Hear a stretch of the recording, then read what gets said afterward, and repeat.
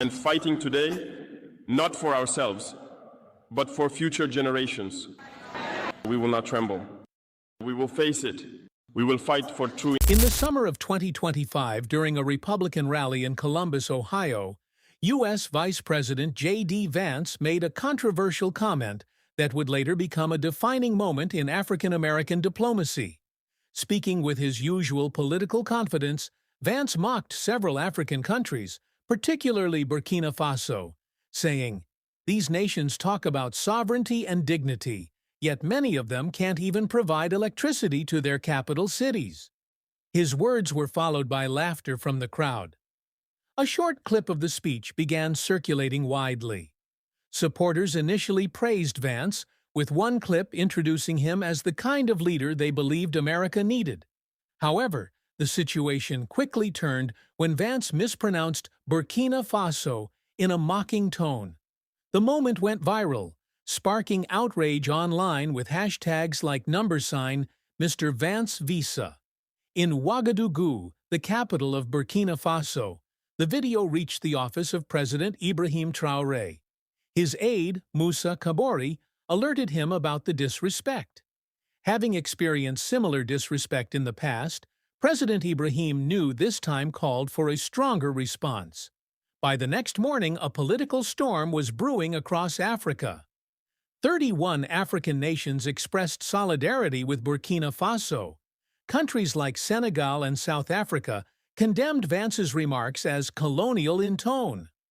The controversy also spooked investors, with U.S. economic interests in Africa seeing a sudden pullback. President Ibrahim decided not to stay silent. Instead of issuing a typical statement, he instructed his team to produce a video that would leave a lasting impression.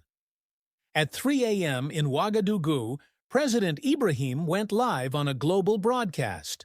Wearing a dark suit and standing before the national flag, he began calmly, "Hello, Mr. JD Vance. I saw your speech from Ohio. Thank you for giving me a chance to educate you." He then presented a powerful rebuttal, using facts to dismantle Vance's claims. Burkina Faso had increased electricity access by 400% in 3 years, achieved 94% 4G coverage, and grown its economy significantly. In comparison, he pointed out that Ohio lagged in several key areas. He added, "You couldn't pronounce Burkina Faso correctly. For a vice president, that's politely embarrassing." Before listing more statistics, 12% youth unemployment in Burkina Faso, 8.1% GDP growth, and new schools built, while Ohio struggled with school closures and rising unemployment. He ended the speech proudly. This message is broadcast from our own digital studio to 67 countries. Our technology makes this possible. The impact was instant. Universities like Harvard played the speech in classrooms, with the Kennedy School calling it a masterclass in modern diplomacy. Back in Ohio, students protested, demanding accountability. Media outlets criticized Vance heavily. The New York Times demanded an apology, and the Wall Street Journal questioned his ability to lead. Soon, 48 African nations signed a joint letter asking Vance to retract his comments. The African Union passed a resolution supporting Burkina Faso, while public opinion across the continent surged in support of President Traoré. Under mounting pressure, a visibly humbled Vance held a press conference. He admitted his mistake, saying, "My comments about Burkina Faso and President Traoré were inappropriate. After reviewing the facts, I must admit he was right.